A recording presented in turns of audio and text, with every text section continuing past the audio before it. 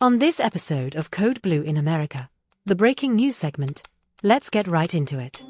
So CNN's Erin Burnett drops a bombshell. 3 cabinet secretaries under President Trump have been caught declaring multiple homes as their primary residence on different mortgages. That's the exact same thing Trump has accused his political opponents of doing. Fraud, mortgage, product abuse, you name it. But when it's his own team, suddenly, it's just a paperwork mix-up. 3 cabinet secretaries in the Trump administration, 3, have claimed primary residences on different mortgages, right? So having different residences and declaring multiple residences, primary residences.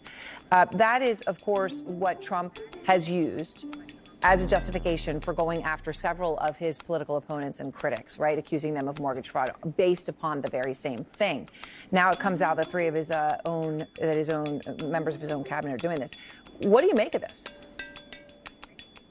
Well, I mean, this is essentially a paperwork error, but the news here is really important because it's confirmation that the Department of Justice is being used to target Donald Trump's political enemies. So when a Democrat engages in one of these paperwork errors, they are getting targeted with prosecution. But when Republicans that are close to Donald Trump do it, they just look the other way. This should be really alarming to every single American citizen because the word is out that the Department of Justice is going to be used to put you away for crimes if you oppose Donald Trump. But if you support Donald Trump, then you largely have immunity. That's what happened to Eric Adams. He was literally going to go to jail for mass-scale public corruption, but he got pardoned. The case got dropped because he pledged political allegiance to Donald Trump. That's not a democracy any longer. We are not living in a democracy. There's no rule of law. If you pledge allegiance to the leader and you get immunity, even if it's a paperwork violation, but if you oppose the president, you're going to be prosecuted to the full extent of the law. That revelation in ProPublica today, it's a really, really big deal. Now, Senator Chris Murphy responded by saying, the quiet part out loud. This isn't just about mortgages. It's about weaponizing the Department of Justice. If you're a Democrat and you make a mistake, you're dragged through court like a criminal. If you're a Trump loyalist, you get immunity, maybe even a pardon, and in some cases a promotion. That's how Eric Adams got off the hook, pledge loyalty, and poof, corruption charges vanish. That's not rule of law, folks. That's mob rule. And here's where it gets even uglier. The Lisa Cook case. Remember her? First black woman confirmed to the Federal Reserve Board of Governors. She faced a firestorm of baseless attacks, smears, and threats. Not because of paperwork errors, but because she dared to break barriers.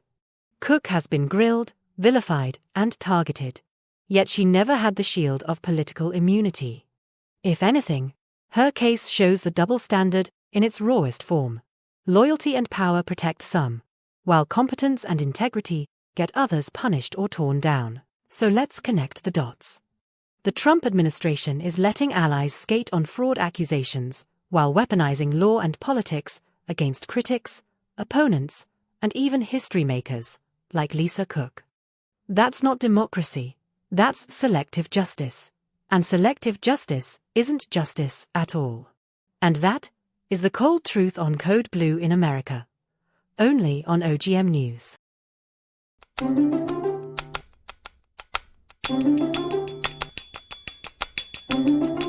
All right, friends, here's the deal.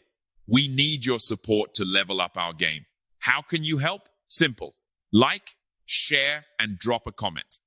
Shower us with your love, your applause, or even your brutally honest displeasure. We can take it, we promise. Your feedback fuels us, even if it stings a little. And before you dash off, go ahead and smash that subscribe button on YouTube. Follow us everywhere. Facebook, TikTok, Twitter, Instagram. Heck, if you're feeling retro, send us a carrier pigeon or a smoke signal. Stay awesome, stay witty, and we'll see you next time.